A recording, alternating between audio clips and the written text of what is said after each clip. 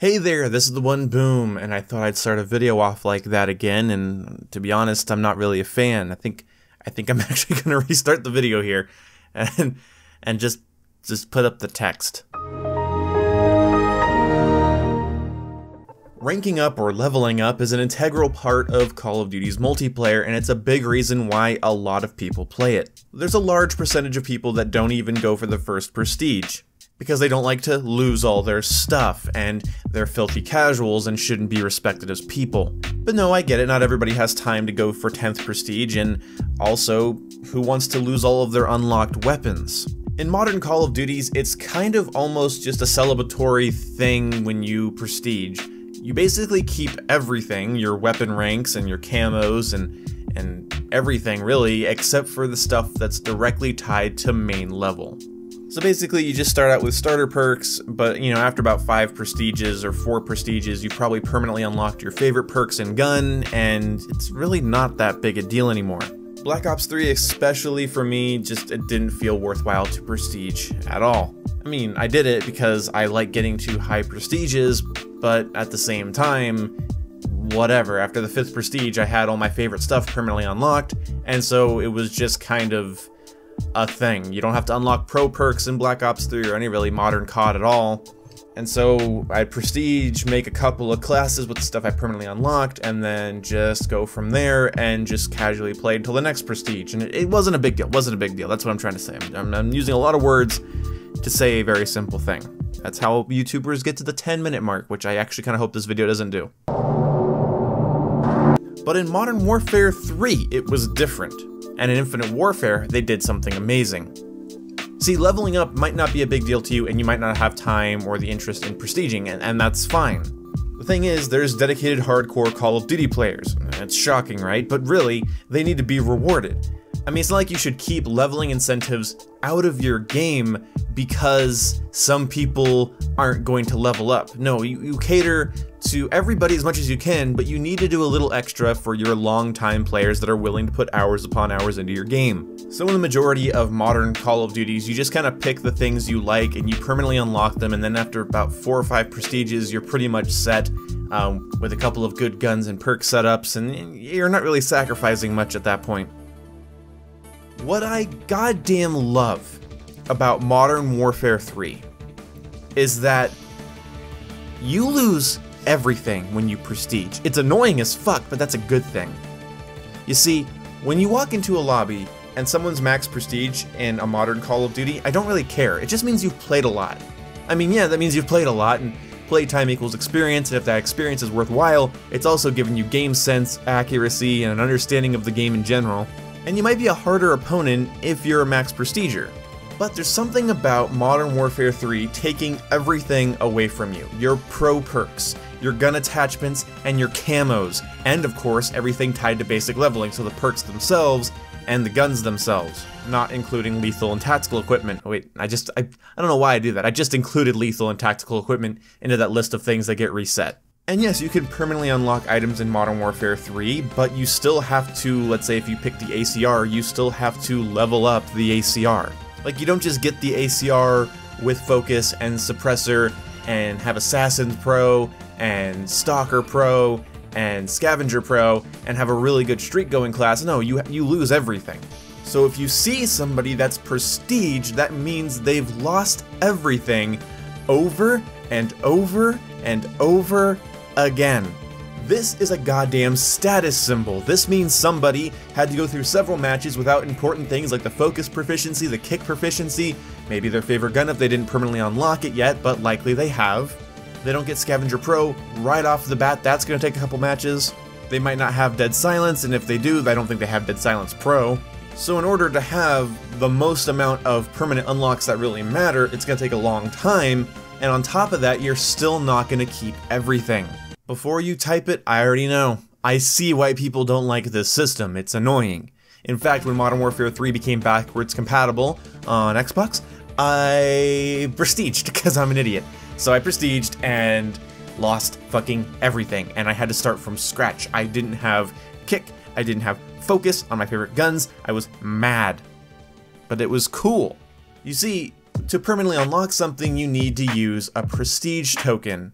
and those prestige tokens are pretty sparing, and you can also get double XP, double weapon XP, or an extra created class slot, to name a couple of things.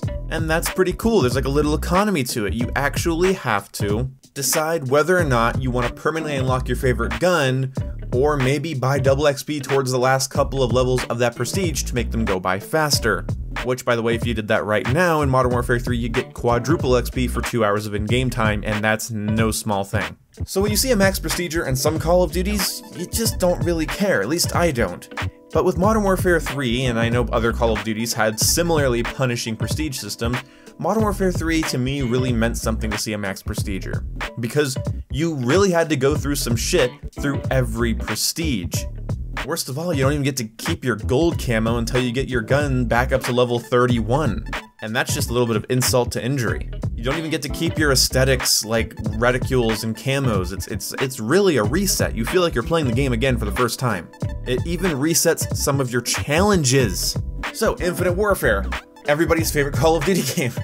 Their prestiging gave you a classic weapon, a classic Call of Duty weapon, every other prestige. Now the quality of these weapons can be argued, and I would say that I have no idea why they picked the ARX from Call of Duty Ghosts to be an Infinite Warfare with an integrated grenade launcher. I don't know why they did that. It would have been cooler if that was an M16 or UMP, or, well, they already added a UMP. I mean, like an MP40 or a Thompson or something else. But whatever.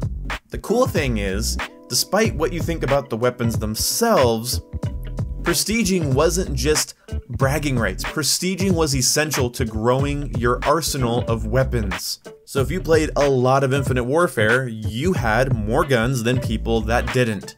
Infinite Warfare had its problems, but that was definitely one of their best decisions ever, because prestiging suddenly meant so much more. Advanced Warfare had a similar system, but the guns you got from prestiging Advanced Warfare after a while were also guns you could have potentially gotten out of supply drops, and so several of the guns I got for prestiging in Advanced Warfare were guns I already had, or got in supply drops later on. It didn't really matter.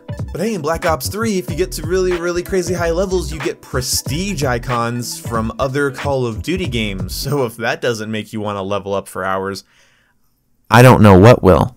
Like I said, leveling up is a really integral part of Call of Duty's multiplayer, and it needs to be respected, and it needs to be treated properly by the developers. It needs to not alienate people that don't have 100 hours a day to play.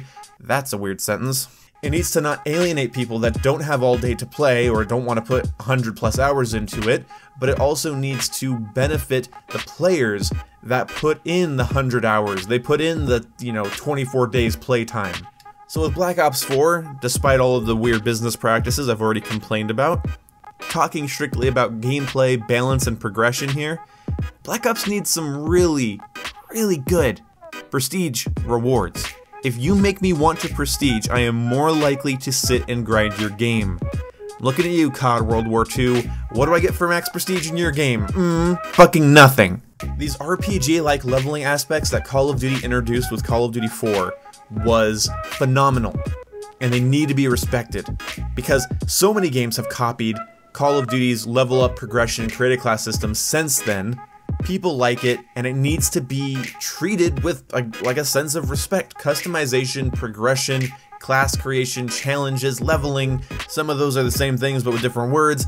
Either way, that needs to be a part of Call of Duty. If you take that out of Call of Duty, you have a problem, because then it's just, I don't know, a Twitch shooter with hit scan. It's not as interesting if you don't have that little RPG element.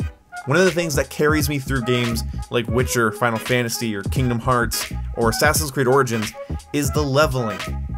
I put in time, I get thing. That's how it should work. I put in the time, I do the grind, I get the thing. That thing may be power-ups, that thing may be better weapons, maybe it's stronger attacks, more defense, maybe it's cool cosmetics, I don't know, but it needs to be there. So please, Call of Duty, make a worthwhile prestige and leveling system for me. I'm gonna be pretty bummed out if there's, again, in one of Black Ops games, there's no incentive for me to prestige. It's stupid. I mean, come on, Treyarch, you let Infinity Ward copy off your homework with Infinite Warfare, lots of similarities there. maybe you could copy off their homework and give me an actual reason to level up in your game. Do you know why I'm only Prestige 2 in COD World War II and like a much higher prestige in every other Call of Duty? Is because World War II isn't going to give me anything for getting to max prestige, so why bother?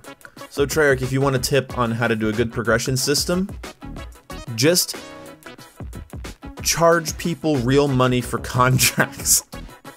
You guys seem to like that, so just do that. That sounds fun. Who needs prestige rewards when we can charge you for cosmetic contracts? Who needs it? I don't need it. Do you need it? I don't. Not me.